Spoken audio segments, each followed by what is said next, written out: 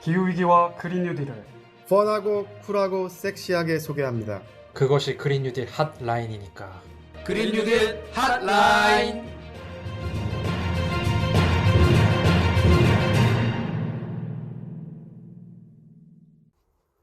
안녕하세요. 기후변화에 대해 한국 정부를 비롯한 각국 정부에서 어떻게 대응하고 있는지 좀 더 깊게 알려드립니다. 그린 뉴딜 핫라인입니다. 네, 안녕하세요. 장다울입니다. 날씨가 갑자기 또 많이 추워졌습니다. 기후변화를 또 느끼는 시간인 것 같습니다. 오늘도 열심히 달려보겠습니다. 네, 안녕하세요. 저 역시 갑자기 추워진 날씨에 지난 주말 옷장 정리를 급하게 한 기후에너지 캠페이너 양현호입니다. 네, 국내 최대 팟캐스트 플랫폼 팟빵 경제 부분 26위 방송을 진행하고 있는 차윤탁입니다. 4계단 정도 떨어졌습니다. 가슴 아프게도. 부동산 팟캐스트 너무 많이 치고 올라왔어요. 저희가 이 방송 처음 만들 때만 해도 경제 쪽이 괜찮다 이래가지고 했는데 지금 부동산 방송이 너무 호황이어가지고 지금 그렇죠. 기후변화가 중요합니까? 부동산이 중요합니까? 기후변화가 이대로 지속되면 부동산 가치가 많이 하락하죠. 처음에는 그 구독자 200명이 넘지 않아서 좀 힘들 때가 있었는데 지금 2,000명이 넘으니까 와, 저희가 또 신경 많이 써서 제작하고 있으니까요. 홍보 많이 부탁드리겠습니다. 또 저희 댓글 남겨주신 분이 계시다고요. 다울쌤 한번 댓글 한번 소개 부탁드립니다. 팟빵에 된 사람 되기님이 댓글 남겨주셨는데요. 10월 방송 4개 연달아 잘 들었습니다. 기후위기에 개인, 기업, 정부 모두 적극 대처해야겠다는 생각 다시 한번 하게 되었고요. 이번 선거에서 기후대책 공약 부분을 잘 살피겠다고 다짐합니다. 그린피스 활동가님들 고맙습니다. 네, 된 사람 되기님 감사합니다. 저희 된 사람 되기님이 댓글 달아주신 게 처음이 아닌 것 같은데 너무 감사합니다. 힘이 되네요. 네. 연호쌤 어떻게 이 된 사람 되기님 좀 댓글 보니까 좀 전투력이 상승하십니까? 어떻습니까? 사실 저도 저희 방송 외에 다른 방송들을 듣기 쉽지 않은데 4개를 연달아 들어주셨다고 하니까 진짜 이런 응원들이 저희를 더욱더 방송 준비하는데 힘을 주시는 것 같아서 더욱 열심히 하도록 하겠습니다. 그래서 저희가 지금 그 구독자분들 뿐 아니라 많은 분들이 체감하고 계실 거예요. 기후변화 관련된 뉴스가 좀 많이 늘어나고 있거든요. 그래서 요즘 굉장히 중요한 이슈죠. 탄소중립위원회에서 탄소를 도대체 몇 퍼센트 줄이겠다는 건지. 그래서 이 몇 퍼센트 갖다가 왜 이렇게 사람들이 여러 가지 주장을 하는지 이런 거 궁금하실 텐데 그래서 저희 방송에 있는 게 아니겠습니까? 또 저희 방송에서 이 탄중위의 결정 그리고 이 퍼센트 어떻게 산정된 건지 한번 저희가 국내 경제 팟캐스트 중에서 가장 심층 있게 한번 다뤄보도록 하고요. 또 이제 그 환경 관련해서 이 회의가 진짜 가장 핫하지 않습니까? COP 회의, 캅이라고 하나요? 캅 26 회의가 다가오는데 이 회의를 저희가 또 미리 한번 보는 그런 시간을 한번 갖도록 하겠습니다. 그럼 전하는 말씀 듣고 방송 본격적으로 시작해 보도록 하겠습니다. 그린피스 자원봉사를 만나고 자원봉사가 재밌어졌다. 그린피스 자원봉사 함께하고 좋은 변화가 시작됐다. 플라스틱 제로 해양보호부터 기후위기 대응까지 그린피스 자원봉사자는 환경보호 메시지를 널리 알리기 위한 다양한 캠페인을 함께 만들어갑니다. 지구를 위한 긍정적인 일을 시작하고 싶으시다면 지금 바로 검색창에 그린피스 자원봉사를 검색해 자원봉사자로 등록하세요. 네, 탄소중립위원회라고 혹시 들어보신 분들이 있으실지 모르겠습니다. 저희 방송 들어보시는 분들은 좀 자주 접하셨던 단어였을 텐데 탄소중립위원회가 그 탄소중립 시나리오 2개안을 발표를 했어요. 그 다음에 2030년까지 우리나라가 탄소를 몇 퍼센트 줄일지 이거에 대해서 발표를 했습니다. 근데 이 수치에 대해서 지금 이 수치가 너무 많다라고 주장하시는 분들도 있고 너무 적다라고 주장하시는 분들도 있는데 저희는 중립적으로 보지 않습니다. 저희는 환경단체니까 저희는 환경단체 입장으로 몇 퍼센트의 진짜 진실이 무엇인지 오늘 양연호 캠페이너님과 장다울 전문위원님 모시고 한번 보도록 하겠습니다. 우선 연호쌤, 그 탄소중립위원회라는 곳이 도대체 어떤 곳인지 좀 아시는 대로 말씀해 주시겠어요? 탄소중립위원회는 올해 출범을 했고요. 기존에 좀 비슷한 이름의 위원회들이 있긴 했는데 2가지 기구를 합쳐서 대통령 직속으로 운영이 되는 곳입니다. 지금 국무총리와 그리고 민간위원장, 공동위원장으로 지금 운영이 되고 있고 원래 최초 출범할 때 민간 그리고 기업, 공공 분야 합쳐서 100명 못 되는 위원들이 처음에 시작을 했던 걸로 기억하는데 다우스 맞나요? 예, 맞습니다. 전체 의원 수가 한 100명 조금 안 되게 구성이 돼 있고요. 중간중간에 뭐 나가시는 분들도 있어서 숫자는 조금씩 다르긴 한데 한 100명 정도로 전체가 구성돼 있다고 보시면 됩니다. 그 중간에 나가신 분들 좀 궁금한데, 대통령 산하위원회 보면 보통 사람들이 들어가고 싶어 하거든요. 근데 이게 뭔가 불쾌하신 일이 있었을 것 같아요. 근데 왜 나가셨을까요? 탄소중립위원회가 작년 10월에 문재인 대통령이 우리나라도 유엔에서 이야기하는 것처럼 2050년까지, 그러니까 지금 우리 전 세계 평균 기온이 이미 1.1도 정도 올랐는데 이게 추가적으로 0.4도 더 올라서 지구 평균 기온이 1.5도 이상 오르게 되면 정말로 되돌릴 수 없는 심각한 기후재앙을 맞으니까 이번 세기 말까지 전 세계 평균 기온의 상승폭을 1.5도 이내로 제한하자는 게 지금 전 세계 국가들이 달려가고 있는 목표지 않습니까? 그러기 위해서는 이번 세기 중반, 2050년에는 더 이상 온실가스를 대기 중으로 배출하지 않아야 되는 거고, 그래서 그거를 탄소 중립이라고 표현하는 거고, 우리나라도 작년 10월에 이 목표를 정했죠. 그리고 나서 탄소중립위원회가 만들어져서 이제 분과별로, 그리고 뭐 기업을 대표하는 사람, 노조를 대표하는 사람, 뭐 시민사회를 대표하는 사람, 에너지 전문가 등등의 전문가들이 이제 100명이 모여서 5월 달에 탄소중립위원회가 출범을 했는데, 논의를 하다 보니까 다음 주부터 시작될 올해 영국 글래스고에서 열리는 제26차 유엔 기후변화 협약 당사국 총회 전에 문재인 대통령이 우리나라 온실가스 감축 목표를 강화하고 탄소 중립 시나리오를 발표한다고 작년부터 국제사회에 계속 약속을 했거든요. 그 얘기는 5월 달에 탄중위가 출범하고 나서 5, 6, 7, 8, 9월 4개월 정도 되는 이 기간 동안에 되게 엄청난 미션이 주어졌던 거죠. 그러다 보니까 빠르게 논의를 할 수밖에 없었고, 그 다음에 시민사회의 다양한 의견들이 수렴되기 위한 민주적인 절차도 부족했고, 또한 지금 결론 이따가 말씀드리겠지만 실제 한국이 기후변화에 끼친 책임과 역할에 부합하는 목표가 만들어지는 분위기로 안 갔기 때문에 그 안에 있었던 청소년을 대표하는 위원 중에 한 분이라든가 종교계를 대표하는 위원분들이 탄소중립위원회에 더 이상 함께할 수 없다라는 비판을 하면서 그만두신 거죠. 좀 얘기가 길었지만 어쨌든 기후변화를 막기 위한 충분한 목표를 설정하지 못하는 탄중위의 분위기에 저항해서 그만두신 분들이 중간에 나왔었습니다. 그러니까 우리도 참 이 방송을 진행하는 이 세 분들이 다 대한민국을 사랑하는 분들인데, 이게 한국만 뭐라고 하는 게 아니라 한국이 세계 12위 안에 들어가는 경제 대국이다 보니까 그만큼 탄소를 많이 배출했을 것이고, 그러면은 이제 COP라는 전 세계 회의가 열리기 전에 우리가 많이 배출해왔으니까 많이 줄이도록 이런 약속을 가져가야 되는데, 그 논의 과정에서 도저히 이거를 용납하지 못하고 나가신 분들도 계신 거고. 방금 윤타쌤이 정말 중요한 얘기를 말씀해 주셨는데, 대충 전 세계 국가들이 한 200개 정도 되잖아요. 네. 그러니까 유엔 기후변화협약에 가입한 국가들도 한 197개 정도 될 거고, 파리 협정을 비준한 국가가 한 194개국인가 192개국인가 그래요. 근데 제가 오늘 봤던 내용인데, 란셋이라는 왜 의학 관련된 저널 있잖아요. 여기에 2020년에 란셋에 한 연구가 실렸는데, 그 내용이 뭐냐면 전 세계 국가들 중에서 공정하게 지금 기후변화에 어느 국가가 책임이 큰지를 이제 분석을 한 거예요. 거길 보면은 G8 국가들, 여기서 G는 그레이시 아니라 그룹이죠. G8 국가들이 지구를 덥게 만드는 온실가스 배출의 한 85%의 책임이 있는 거예요. G8 국가들이. 그 다음에 기후변화 협약에는 안엑스 1이라는 국가가 있는데 소위 말하는 선진국 모임이에요. 우리나라 같은 경우에는 이 안엑스 1 국가 제일 마지막에 턱걸이하면서 빠졌어요. 그래서 우리는 92년도에 이게 만들어질 때 우리는 선진국이 아니었으니까 그때 빠졌거든요. 근데 이 안엑스 1 국가들이 제일 먼저 온실가스를 줄였어야 되는데 얘들의 책임이 90%. 그 다음에 우리가 보통 글로벌 문제를 다룰 때 남북 문제라고 하잖아요. 주로 북반구에 있는 국가들이 잘 사니까, 물론 이제 호주라든가 뉴질랜드는 남반구에 있음에도 불구하고 선진국이니까 몇 가지 예외를 제외하고는 보통 북반구에 있는 국가들이 잘 살고 동남아시아나 남미나 아프리카는 남반구에 있는 국가들이 못 사니까 남북 문제로 세계 빈곤 문제도 얘기하고 하잖아요.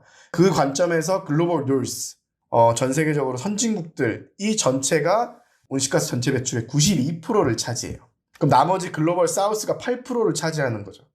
근데 기후변화에 대한 피해는 우리가 다 같이 받지만 사실상 개발도상국이 더 많은 피해를 입거든요. 남미라든가 아프리카라든가 동남아시아 국가들이 기후변화의 피해를 더 많이 입어요. 이게 약간 가난한 국가일수록 자연재해를 막는 시설 대비가 잘 안 돼 있을 수도 있으니까. 네, 그런 크게 거죠, 두 그죠? 가지인데 똑같은 재해가 와도 그거를 견딜 수 있는 인프라라든가 소득 같은 경우도 적으면 그만큼 대응이 힘들겠죠. 두 번째는 지리적으로도 이 개도국들이 이건 뭐 그렇게 처음부터 정해지고 국가를 세운 건 아니지만 남미나 아프리카나 동남아시아의 국가들이 지리적으로도 적도 인근이고 더 기후변화 피해를 많이 받을 수밖에 없는 지방에 그 개도국이 위치해 있는 거죠, 사실. 기후변화에 책임이 있는 국가들은 주로 선진국, 피해를 많이 보는 곳들은 개도국. 그렇다고 해서 선진국이 기후변화 피해 안 보는 건 아니고요. 근데 이 말도 많고 탈도 많았던 이 의사 진행 과정에서 결국에는 2030년까지 몇 %를 줄이겠다고 좀 얘기가 되고 있습니까? 네, 그래서 이번에 대통령 직속 탄소중립위원회에서 우리나라가 2030년까지 온실가스를 2018년 대비 40%를 줄이겠다라고 발표를 했어요. 네, 2017년 이야기가 나왔었잖아요. 근데 최근 또 바뀐 것 같아요. 네, 지난 박근혜 정부 때 결정되고 문재인 정부 때 이어받았던 목표가 사실상 2017년 대비 24.4%라는 목표였어요. 근데 이제 기준연도가 2018년으로 바뀐 거는 2018년이 지금까지 봤을 때는 우리나라 역사상 온실가스를 가장 많이 배출했던 해가 될 것 같아서 이제 피크를 쳤던 기준연도 대비해서 목표를 잡는 건데, 왜냐하면 2019년이나 2020년은 지금 잠정적으로는 2018년보다 줄었거든요. 코로나도 있고 정책적으로 온실가스를 줄이려는 정책을 문재인 정부에서 핀 것도 있고요. 그래서 어쨌든 그래서 예전 목표를 지금 현재 2018년 기준으로 다시 정리를 해보면 예전에 가지고 있었던 2017년 대비 24.4%라는 목표가 2018년 대비는 26.3% 감축의 목표였는데 그 기존의 26.3%를 감축하겠다는 목표를 지금 40%로 올린 결과가 된 거죠. 편하게 이제 간단하게 얘기하면. 그래서 우리가 가장 많이 배출했던 해 2018년 대비해서 향후 9년 동안 열심히 노력을 해갖고 2030년이 되면 가장 많이 온실가스를 배출했던 2018년 대비해서 약 40% 정도로 줄이겠다는 게 이번에 탄중위의 결론인 거죠. 아쉬운 게 저만 해도 2030년에 제 주담대 그 부채를 절반 정도 줄일 수 있거든요. 근데 50% 줄이는데 그러니까 지금 2018년에 탄소 배출을 한 100 정도 하면 2030년에는 40% 줄이니까 60 정도만 나오게끔 바꾸겠다. 맞습니다. 그래도 옛날보다 많이 줄인 거 아니에요? 말씀하신 것처럼 기존에 26.3%였으니까 약 한 14% 정도? 정부에서 말한 것처럼 상향했다라고는 말할 수 있는데, 근데 그냥 40%만 놓고 보더라도 IPCC에서 공고했던 수준에는 한참 못 미치는 수준이라서 저희 환경단체 그리고 많은 분들께서 이 점을 안타까워하시죠. 많이 부족하다 생각하고 있습니다. 그러면은 제가 궁금한 게 2030년에 지금 하는 것보다 40% 수준을 줄이면 2050년에 말하는 탄소 배출 0 넷째로 이게 가능합니까? 뭐 어떻게 됩니까 이게? 그러니까 2050년까지 탄소 배출을 제로로 최대한 많이 줄이고 마지막에 남은 거를 상쇄시키는 방식을 통해서 2050년에 탄소 중립을 달성해야 하는데 지금처럼 우리나라가 가지고 있는 2030년까지 40% 목표로 갔을 때 2050년 탄소 중립이 불가능하다라고 말할 수는 없는데 왜냐면 2030년부터 2050년까지 많이 줄여야 되는 거죠. 예를 들면은 지금부터 2030년까지 50%를 줄이면 그 다음 20년 동안에는 50% 정도 더 줄이면 되는 건데 지금은 40%를 줄이니까 그 다음 20년 동안 60%를 더 줄여야 되는 거죠. 근데 보통 이제 이산화탄소 온실가스를 줄인다고 했을 때 초반이 좀 쉬워요, 사실.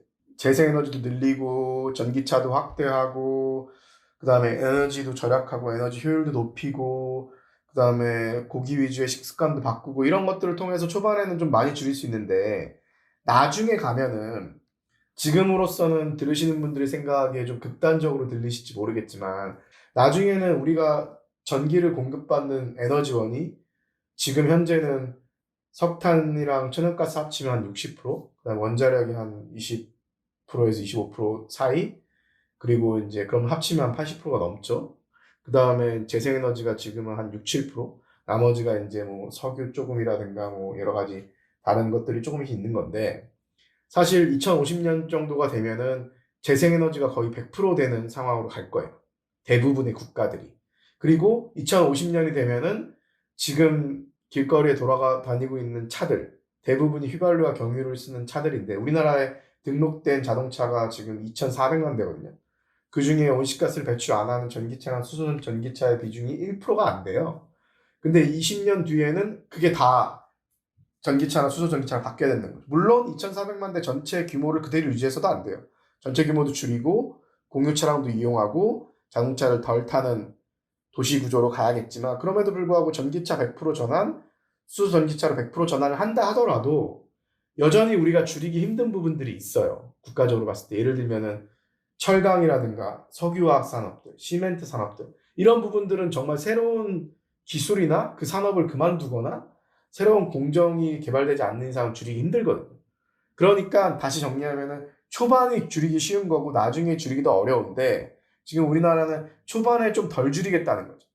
왜 덜 줄이겠다고 저희가 얘기를 하냐면, 유엔에서 전 세계 평균을 권고를 할 때 탄소 중립으로 가게 되고 정말 기후재앙을 막으려면 2030년까지 2010년 대비 45% 정도는 전 세계 국가들이 줄여야 된다고 평균을 제시했어요. 그러니까 그게 이유가 어느 순간은 더 줄이고 싶어도 못 줄이는 현상이 발생할 수 있다면서요. 네, 그것도 있고요. 뿐만 아니라 사실 줄이는 거는 2030년에 얼마를 줄이는지도 중요하지만, 지금부터 2030년까지 쭉 계속 배출할 거 아니에요. 우리가 배출 안 하는 게 아니잖아요. 줄이면서 계속 배출하는데 그 누적 배출량의 총량이 중요한 거거든요.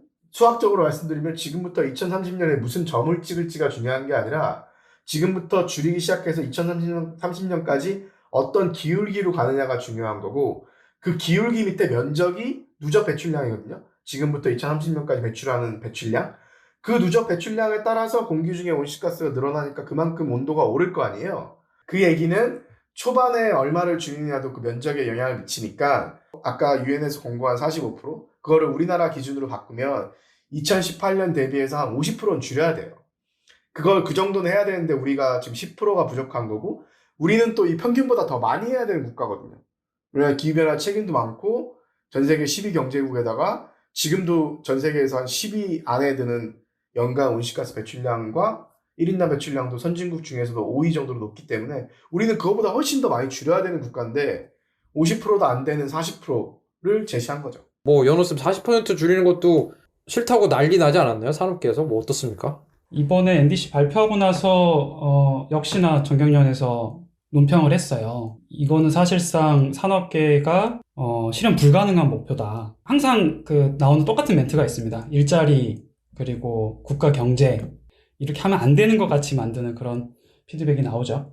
그거 왜 전국경제인연합회 좀 아쉬운 게 이럴 때 항상 법인세 많이 깎아줬던 거라, 그리고 그 많은 노동자들이 적은 월급으로 배당도 없이 이렇게 일했던 거라, 그런 얘기 전혀 없이 이렇게 하는 게 좀 너무 아쉽습니다만, 탄소중립위원회가 40%를 줄이겠다고 발표를 하는데 저는 진짜 국제 기준에 맞지 않아서 그 그린피스 입장에서 너무 아쉬운데요. 저희가 또 조사한 바에 의하면 이게 40%가 또 40%가 아니라면서요. 이 40%라는 이 숫자에 또 허수가 있다라고 또 들었는데, 이게 뭐 어떤 내용입니까? 네, 좀 복잡하게 들리실지 모르겠는데 최대한 좀 쉽게 설명을 해보겠습니다. 그 탄소 찬중위에서 이 국가 온실가스 감축 목표를 상향하기 전에 국회에서 먼저 탄소중립 기본법이 통과를 하면서 우리나라 목표를 2018년 대비 35% 이상 감축으로 국회에서 법률에다가 못을 박았어요. 그러니까 탄중위 입장에서는 최소한 35% 이상의 목표를 설정을 해야 됐던 거죠. 근데 이 40% 안에는 우리가 온실가스를 뭐 산업에서도 배출하고 전기 생산하면서도 배출하고 건물에서도 배출하고 이렇게 쭉 우리나라에서 다양한 부분에서 배출을 하잖아요. 그 다음에 여기다가 뭘 빼냐면 우리나라 산림, 그 숲은 이산화탄소를 흡수하고 산소를 내보내니까 우리나라 산림이 어느 정도의 온실가스를 흡수시켜서 상쇄시키는지를 빼요. 그걸 흡수원이라 그래요. 그래서 총 배출량에서 산림이 흡수하는 흡수원을 빼면 순 배출량이 나오겠죠. 네. 그래서 순 배출량이라는 개념이 있고 총 배출량이라는 개념이 있는데 총 배출량은 그냥 다 내보낸 거. 내뿜는 거. 네. 다 내뿜는 게 있는데 순 네네. 배출량은 내뿜는 거에서 흡수한 것까지 뺀 거. 진짜로 나오는 거. 그쵸? 네, 진짜로 나오는 거. 그래서 이제 순 배출량이라는 개념이 나오는 건데 이번에 목표를 정하면서는 이 순 배출량 개념에다가 흡수원 말고 두 가지가 더 들어가요. 하나는 CCUS라고 해서 이산화탄소가 배출되는 공장에서 그럼 그거를 포집해서 저장해갖고 땅 밑에다 묻어놓거나 어디다가 격리시켜놔서 그게 공기적으로 못 나가게 하겠다. 이 기술이 이산화탄소 포집 저장 활용 CCUS라는 기술인데 그 이게 기술, 예. 그 기술을 만든 데 있습니까? 좀 알려주세요. 저 주식 좀 전 사볼게요. 세계적으로 아예 없는 건 아닌데 국내에서는 아직까지 시도된 적 없고요. 그러니까 그렇게 할 수 있다라는 얘기만 나온 상태고 실제 시도해서 정말로 저장할 수 있는지 그 다음에 돈은 싸게 드는지 이런 것들을 검증을 해본 적이 없는 거죠.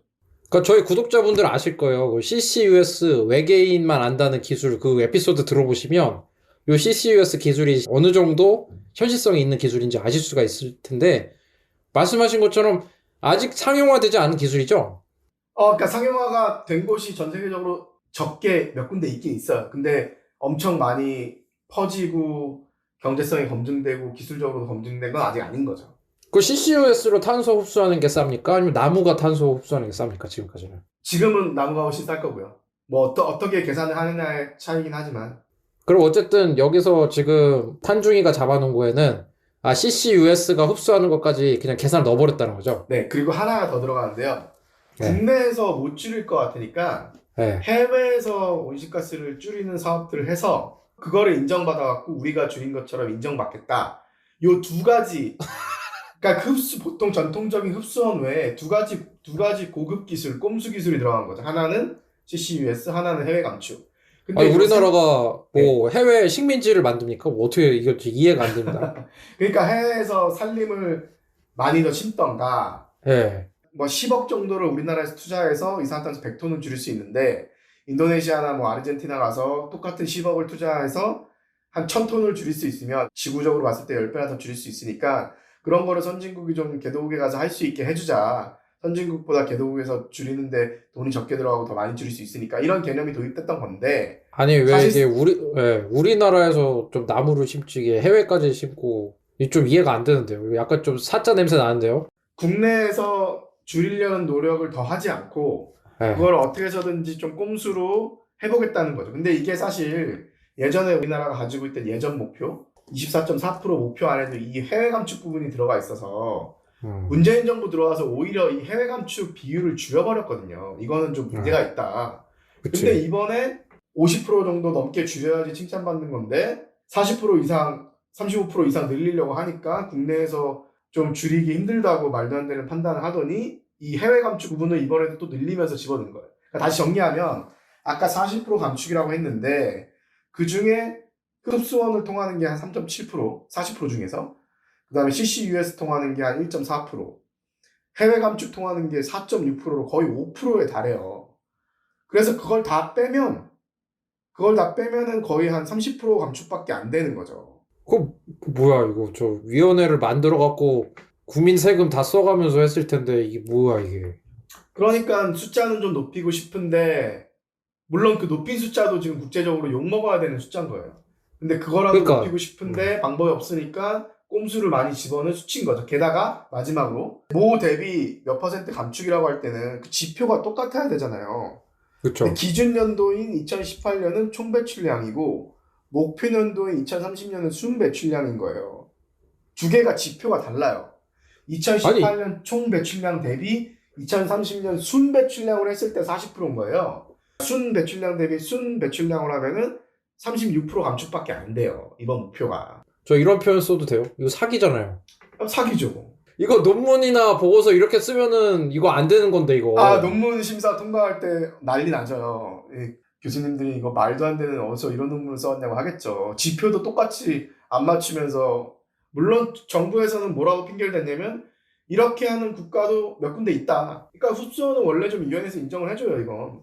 네. 근데 CCUS랑 특히나 해외 감축을 5% 정도까지 포함시킨 거는 거의 우리나라가 제일 많은 걸로 제가 지금까지 파악하고 있는데 모든 국가를 다 조사해보지 못했지만. 그러니까 이런 꼼수를 쓰는 국가들은 없는 거죠. 제가 봤을 때 전 세계로 해외 감축 성공 사례는 K-팝 팬클럽 회원들이 그 숲 만들어준 것밖에 없습니다.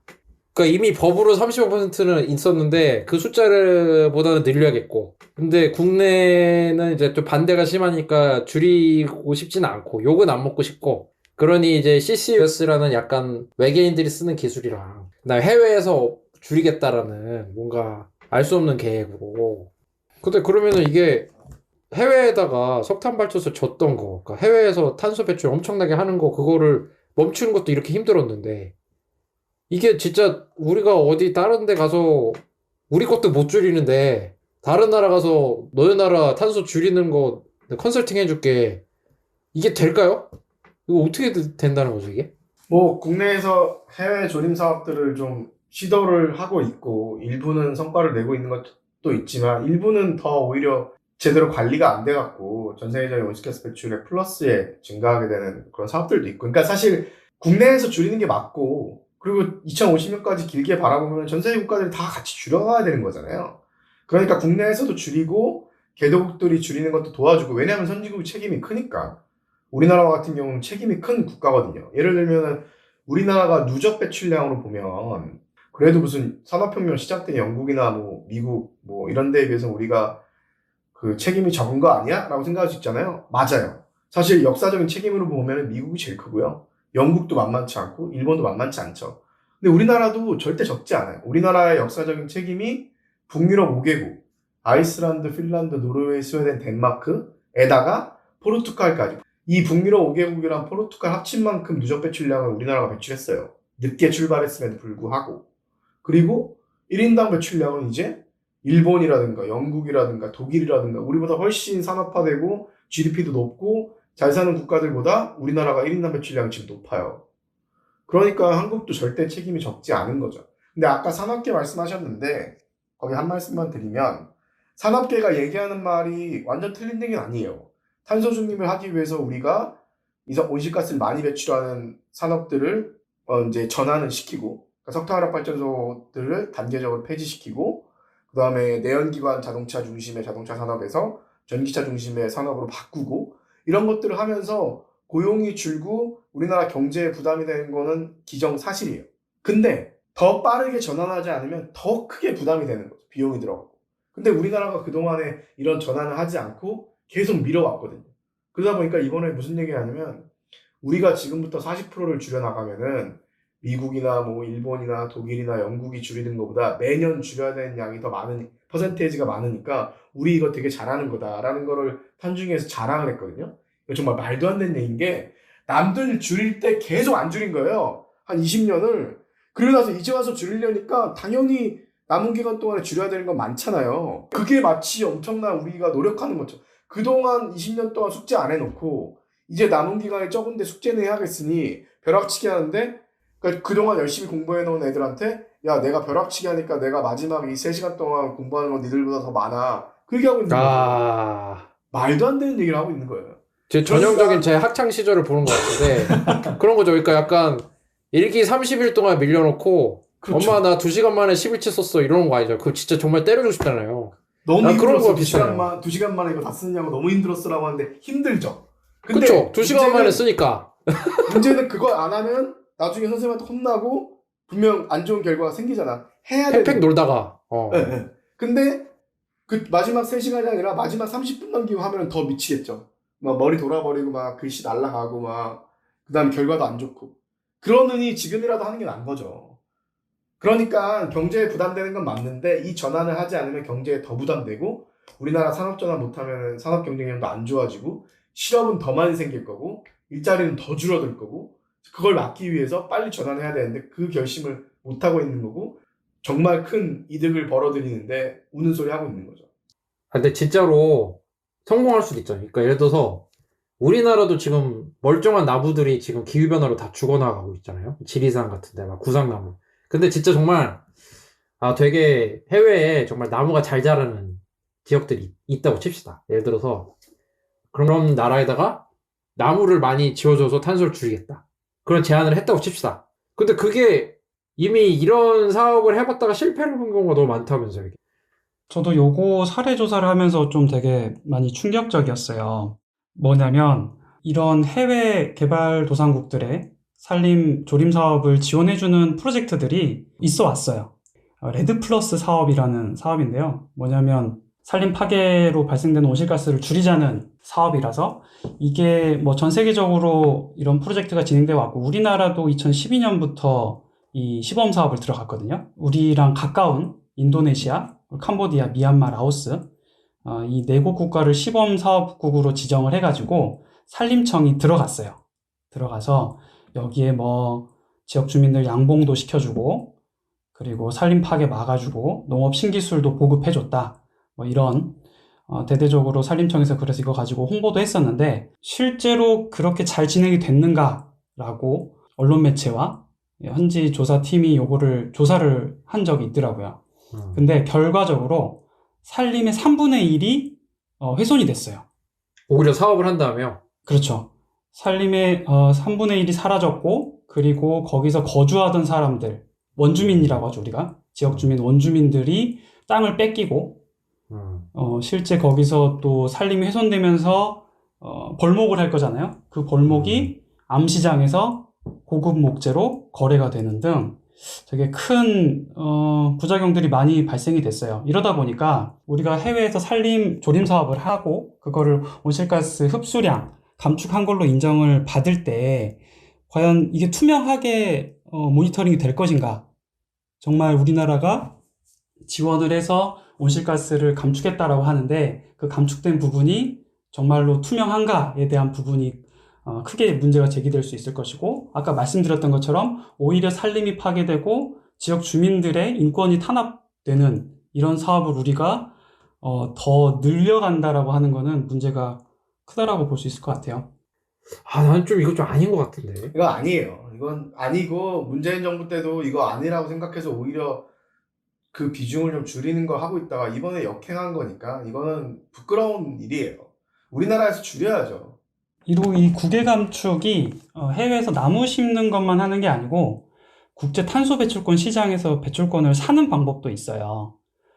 근데 이게 또 문제가 되는 게 EU도 그렇고 그 배출권의 가격이 계속 오르고 있거든요. 아마 2030년쯤 되면은 톤당 $100 갈 거라고 다들 예측을 전문가들이 하고 있는데 만약에 우리가 감축하겠다는 분량을 해외에서 모두 물론 조림 사업을 없다는 가정하에 모두 배출권으로 산다라고 가정하면 조 단위의 금액이 필요해요. 그 비용이 들어가는 거죠. 한 해에만 조 단위로. 이러다 보니까 차라리 그 돈을 우리가 빨리 지금 국내에 투자를 해서 재생에너지를 늘리는 게 오히려 더 현명한 선택일 수 있는 거죠. 그래서 제가 볼 때는 결국에는 2030년 정도 되면 지금도 그렇지만 또 국제기구 같은 데서 조사를 할 거예요. 어디가 제대로 잘 줄이고 있나. 그래서 지금 다올쌤이 설명해 주신 걸 보면 40% 줄인다고 했는데 거의 국내 줄인다고 하는 거 더 줄이는 거 하나도 없고 해외에서 줄이는 거랑 CCUS로 좀 떼운 게 다다. 너무 충격적인 내용이고 그것이 알고 싶다 출동해야 되는 거 아닙니까, 이 정도면? 그래서 사실상 이제 한 36%, 35% 정도밖에 안 되는 거다라는 거죠. 물론 이것도 기존에 우리가 갖고 있던 목표보다 진보된 건 맞는데 진전된 목표인 건 맞고 사실상 엄청난 전환과 비용이 필요로 하는 일이에요, 우리나라에서. 그래서 결코 쉽다고 얘기하는 건 아닌데 최신 기후과학에 따르면은 지금 우리에게 남은 시간이 진짜 얼마 없는 거죠. 기다려주지 않거든요. 우리가 이렇게 해서 핑계거리 되면서 허송세월 보내고 있는 동안에 기후변화는 점점 심각해지고 있고 우리는 이미 기후위기의 상황에 살고 있고 앞으로 우리의 삶은 너무나 힘들어질 수 있는 거죠. 시나리오도 그렇고 퍼센트도 그렇고 지구와 대한민국 역사에 큰 결정을 할 수 있는 기회가 있었는데 너무 아쉽습니다. 그죠? 결국 탄중이는 어쨌든 우리 사회를 대변하는 조직이기 때문에 우리 사회에서 지금 가지고 있는 기후위기에 대한 인식들, 우리가 얼마나 빨리 전환이 필요한지에 대한 인식들의 거울이라고 볼 수도 있는 거거든요. 탄중이 편을 들자는 게 아니라 우리 사회가 감당해야 될 비용들과 부담을 얘기하지 않고서는 변화를 만들어내기가 쉽지 않은 상황이어서 탄중이가 이번에 실망스러운 결과를 낸 것도 맞고 동시에 그게 우리가 지금 맞닥뜨리고 있는 한국에서의 현실이라는 걸 우리가 또 인정을 하고 이거를 어떻게 극복할지에 대한 쪽으로 오히려 더 노력을 하고 지혜를 모아야 되지 않을까 싶습니다. 그래 하네요. 또 한중이에서 또 이게 뭐 중재를 하는 역할이었을 테니까 뭐좀 한계가 있었을 것 같고. 하지만 좀 너무 아쉬운 그 2030년 하지만 그 2030년까지 40% 줄이는 건데 그것도 약간 조금 불확실한 그 해외 감축이랑 CCUS를 포함한 내용을 바탕으로 그 전 세계적인 이제 기후회의죠. COP26을 또 대한민국이 참석하지 않습니까? 대한민국 정부가. COP 3차 회의가 우리 그 유명한 교토 의정서. 이게 매년 열리는데 1995년부터 1차 회의가 열리면서 매년 열렸으니까 작년까지 26차였던 거고 그 윤탁생 말씀하신 대로 3차 회의가 교토에서 열렸던 교토의정서를 만들어낸 회의죠. 그쵸. 교토 의정서에서 이제 온실가스를 처음으로 좀 줄여보자. 그게 했던 게 1997년인데 지지부진합니다. 그죠? 근데 요번에 이제 26차까지 왔습니다. 지금 실제 어떻습니까? COP 26차는 언제 열리는 거죠? 10월 31일부터 11월 네. 12일까지 약 2주간 네, 진행이 됩니다. 저는 그 COP 이 회의에 사실은 너무 안타까운 게 진짜 중요한 회의인데 각광 안 받잖아요. 그래서 요번에 26차는 고이즈미 신지로 일본 환경상은 없지만 좀 관전 포인트가 있었다면 좀 뭐가 있을까요? 이번 관전 포인트는 블랙핑크고요. 농담입니다. 블랙핑크가 컵26의 홍보대사여서 그냥 드린 말씀이고요. 진짜요? 농담이었고요. 네. 블랙핑크가 홍보 대상 건 농담 아닌 거잖아요. 그죠? 네, 그럼요. 네. 그러니까 블랙핑크가 UNFCCC라는 그 유엔 기후변화 협약의 홍보 대상 거죠. 맞나요? 네, 컵26. 이번 컵26의 컵26. 컵 26개 네. 홍보대사. 네. 진짜로? 예. 그래서 지금 관전 포인트 블랙핑크 나왔고요. 그 다음에 또 어떤 내용이 있습니까, 이번에? 일단 저희 앞에서도 이야기를 했었는데 이제 석탄 발전소를 포함해서 석탄, 석유, 가스 이런 화석연료에 대한 프로젝트가 뭔가 국가들 사이에서 더 이상 하지 말자라고 하는 어떤 선언이 나올 것인지 이게 하나의 관전 포인트가 될 것이고요. 두 번째는 앞서 이야기했던 것처럼 이런 NDC 2030년까지 각 국가별로 온실가스를 얼마만큼 줄일 것인지 그래서 기존보다 얼마만큼 많은 진전된 야심찬 계획을 발표할 것인지 이게 두 번째 포인트죠. 근데 그 발표에 우리는 40% 탄중이 결정되고 들고 가는 거죠? 그렇죠. 그러니까 사실 우리가 컵을 볼 때 우리도 그린피스니까 그런 정상들, 총리나 대통령이 모여서 얘기하는 협상들도 관심을 가져야겠지만 그 외에 다양한 이해관계를 가지고 다양한 목소리를 내는 그룹들이 이번에 컵을 어떻게 평가하는지도 관심을 가져야 종합적인 그림을 볼 수 있는 거죠. 국가를 대표하는 뭐 총리, 대통령, 외교부 장관, 뭐 환경부 장관들이 하는 얘기나 관심을 가지면 그거는 컵의 10분의 1밖에 못 보는 거예요. 그래도 우리가 COP 후기를 또 다뤄볼 텐데 또 뭐 지지부진하다는 얘기도 있겠지만 좀 이번에 성과가 그러면 좀 기대를 해봐도 되겠습니까? 아니면 어떻습니까? 발표도 하고 이번에 다울쌤 어떻게 전망하시는지? 예? 여러 가지 쟁점들이 있는데 아까 영호쌤이 잘 얘기해 준 것처럼 결국에는 2030년까지 얼마나 줄일 건지에 대해서 이번에 과감한 목표가 설정이 돼야 되는데 우리나라 같은 경우에는 지금 40% 얘기를 했잖아요. 그 다음에 그 다른 나라들 같은 경우에도 과감한 목표들을 얘기를 했었는데 어제 유엔 기후변화 협약 사무국에서 지금까지 얼만큼 줄이겠다라고 그 국가들이 새롭게 제출한 것들을 다 모아서 보고서를 하나 냈어요. 아까 말씀드린 대로 2030년까지 2010년 대비해서 45%를 줄여야 되는데 지금 보니까 2030년까지 45% 감축이 아니라 오히려 16% 증가하는 걸로 나왔어요. 다 종합을 해보니까. 물론 여기에는 중국이라든가 호주라든가 브라질이라든가 이쪽에서 목표를 제출하지 않아서 그런 것도 있지만 사실상 지금 우리가 전 세계적으로 공식적으로 갖고 있는 목표들을 다 모아보면은 45% 절반 가까이 감축이 아니라 오히려 16% 증가하는 상황이라는 거죠. 그러면 1.5도로 막는 게 아니라 2.7도까지 상승할 수 있는 현실인 거예요. 매우 심각한 상황이에요, 지금. 그리고 NDC를 과감하게 갱신해서 낸 국가만 봤을 때는 9% 감축, 45%가 아니에요. 그러니까 쉽게 말해서 지금 국가들이 우리 이 정도 줄일 거야, 한국을 포함해서 우리 이 정도 줄일 거라고 낸 걸 종합해보니 우리가 목표로 하고 있던 목표치와 택도 없이 부족한 거예요. 너무 심각한 상황이에요. 그러니까 이제 그레타 툰베리가 또 한마디 할 수밖에 없는 상황인 거죠, 지금. 그렇죠. 그러니까 집에 불났으면 지금 이러고 있겠냐. 집에 불난 상황처럼 우리가 행동을 해야 된다. 집에 불났는데도 뭐 저 불 이따 끄지 뭐. 한 반 정도 일단 불 끄고 시작해야 되는데, 반 정도 말고 지금 한 10%만 줄이자. 뭐 이러고 있는 상황인 거니. 집에 불 난다는 게 비유도 아니고 실제로 사실이죠. 산불 때문에 캘리포니아, 정말 뭐 그렇죠. 호주 이런 데서 계속 발생하고 있죠. 우리도 그런 일이 있으면 안 되겠지만 지금 가을철이라 산불 비상이거든 사실은. 기후변화 때문에 계속 건조해지니까요. 그죠? 제가 언론도 참 역할이 크다고 생각하는데, 얼마 전에 국내 대기업에서 기후변화 관련돼서 강의를 해달라 해서 강의자를 준비하면서 저도 다시 한번 봤던 내용인데, 올해 8월에 유엔에서 지금 기후변화 상황을 분석한 평가 보고서가 다시 한번 나왔거든요.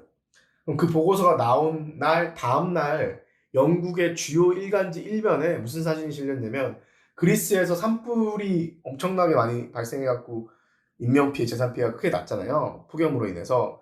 그 산불을 뒤로하고 정말 공포에 질린 한 아주머니의 사진이 있어요. 그 되게 유명한 사진인데, 그 사진이 주요 일간지 일면에 다 깔리고 헤드라인이 다 뭐였냐면 Code Red for Humanity. 인류에게 정말 적색 경고가 떴다. 그게 일면에 쫙 깔렸었어요. 신문 일면에. 근데 우리나라 언론은 기후변화를 최근에 많이 다루기도 하지만 그 정도의 심각성을 가지고 이 문제를 다루고 있지 않죠. 그러다 보니까 사람들도 그만큼 심각한 걸 모르고요. 그래서 참 갈 길이 멀다라는 생각을 해봤습니다. 그 약간 조금 요즘 KBS 같은 경우 재난 주간 방송이라서 그런지 기후변화 얘기를 좀 많이 다루더라고요. 저 KBS 홍보대사가 아니라 좀 다른 방송사에서도 좀 변화가 있었으면 좋겠어요. 이게 예전보다는 늘어났어요. 확실히 늘어난 움직임은 보입니다. KBS라든가 중앙일보에도 기후재앙 시리즈 했었고, 경향신문도 기후증인 시리즈도 했었고, 여러 가지 많이 늘어난 건 맞는데, 연서 얘기한 것처럼 해외랑 비교하면 여전히 너무 부족한 거죠. 그 다음에 정치인들도 그 얘기를 안 하잖아요. 지금 다 대장동만 관심 있고 50억에 관심 있지, 우리가 매년 배출하고 있는 7억 톤이 넘는 온실가스에 관심이 없는 거죠. 그러니까 지금 50억에 관심 가질 때가 아니라 7억 톤에 관심을 가져야 되는 상황인 거고. 50억은 또 관심 가긴 해요. 물론 관심이 물론 중요한 이슈인데 이 대선 판국의 기후위기가 전혀 논의가 안 되고 있다는 거는 정말 그건 안타까운 것 같아요. 이 기후위기 정책을 어떻게 들고 있나 봐야 될 거 아니야. 우리 집이 불탈 수도 있는데, 진짜로. 그러니까 최근에 뭐 사과가 이슈가 됐었는데, 지금 또 오징어 게임이 인기잖아요. 그리고 아까 K-팝 얘기도 인터뷰 하셨지만, K-팝 그 팬들이 많은 국가들이 예를 들면 인도네시아, 브라질, 그다음 필리핀, 베트남 이런 국가들이거든요. 이런 국가들이 대부분 기후변화로 인해서 취약성 지수가 가장 높은 곳이, 제일 많이 피해를 받는 곳이.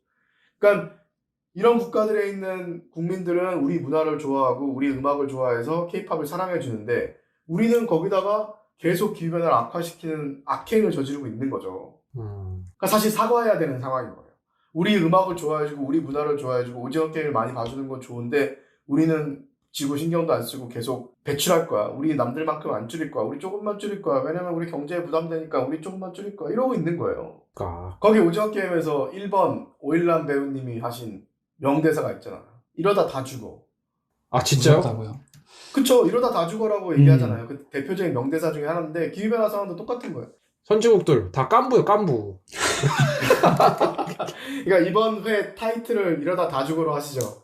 이러다 다 죽는 거예요. 진짜 농담이 아니라 심각하게 보면 이러다 다 죽는 거고. 겁을 주려고 그런 게 아니라 구독자분들이랑 좀 그치 심각한 문제고, 청취자분들이랑 심각한 문제고, 이거를 좀 COP26에서 좀 전진이 이번에 있었으면 좋겠다 라고 생각이 들지만, 지금 이미 대한민국 정부도 좀 좋은 안을 갖고 가지는 않고 있고, 다른 나라도 마찬가지인 상황이라, 그래서 저는 그런 요즘 그 대한민국 민생에는 부동산이랑 대출이 이슈잖아요. 또 대출 약간 이런 그 탄소 배출 사업에 대한 대출을 좀 전 세계적으로 좀 규제하는 막 이런 좀 그런 거를 좀 통 크게 한번 결정이 좀 됐어요. 그런 거 뭐 COP 한 240 정도 돼야지 결정이 될까요? 너무 답답합니다. 대출까지는 모르겠지만 기업에 대한 투자 같은 경우에는 이제 투자기관들이 온실가스를 많이 배출하거나 화석연료 사업에 투자하는 기업에는 더 이상 금융 투자를 하지 않겠다, 이런 움직임들은 커지고 있죠.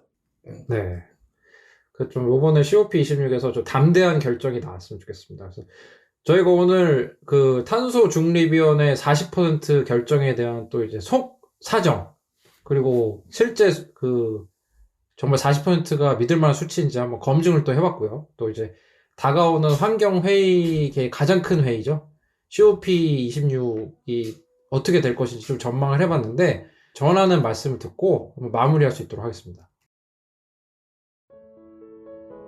환경을 위한 용기 있는 행동을 실천한 12명의 평범한 시민. 그 용기로 그린피스는 시작됐습니다.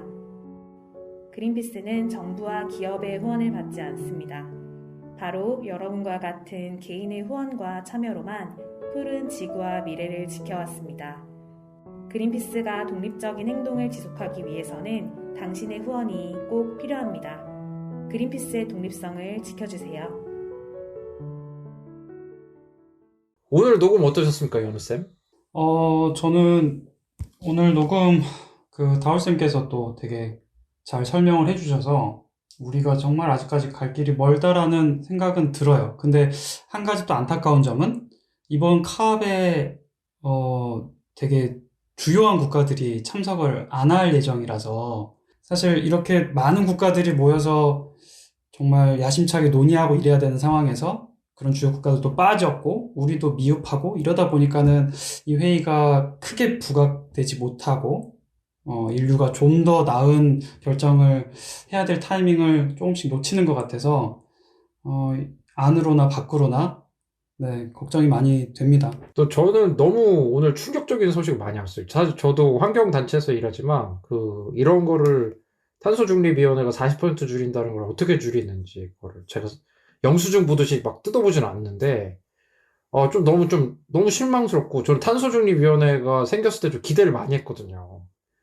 그런데 좀 너무 안타깝고 그리고 이제 COP26에 또 그린피스가 국제환경단체로서 또 이제 여러분들 후원금을 통해 가지고 저희가 또 유엔에게 제너럴 컨설테이티브 스테이터스 그러니까 가장 높은 협의지를 갖고 또 저희 청취자분들의 의견이라든지 그런 좀 시급한 그 기후변화에 대한 시급한 대응에 대한 필요성을 강조하러 그린피스 분들이 많이 가시는데 이번 COP26에서 더 이상 이제 회의적인 이런 회의 결과를 얘기하는 그런 방송 말고 좀 더 신바람 나는 그런 방송 나올 수 있도록 좋은 결과 나왔으면 너무 좋겠습니다.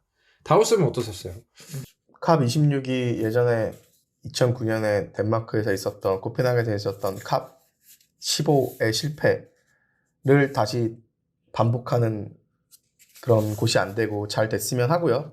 그리고 저는 이 방송을 들으시는 우리나라의 시청자분들께서 40% 감축이라든가 캅26에도 관심을 가져주셨으면 좋겠고 동시에 올해 정말 우리나라가 온실가스를 얼만큼 배출하는지도 좀 관심을 가지시고 우리가 개인 생활에서도 온실가스 배출을 줄이려고 노력을 해야겠지만 사실 온실가스 대부분이 기업 중에서도 소수 대기업들이 대부분 다 배출하거든요. 오늘 기사 하나 봤더니 우리나라 11개 기업 집단 소위 말하는 10대 기업에다가 한국전력 합친 기업들이 우리나라 전체 온실가스의 64%를 배출하거든요. 그러니까 이런 기업들이 책임감을 가지고 온실가스를 줄일 수 있도록 시민들이 감시하고 요구하고 정치권에다가도 요구하지 않으면 변화는 일어나지 않습니다. 그래서 올해 우리나라가 얼마나 온실가스 배출하는지 내가 내 삶에서 텀블러 쓰고 자전거 타고 이런 것도 중요하지만 이 기업들을 바꾸고 정치인들을 바꾸기 위해서 뭘 할 수 있을지를 같이 좀 고민하는 계기가 이번 방송이 되었으면 합니다. 네. 네.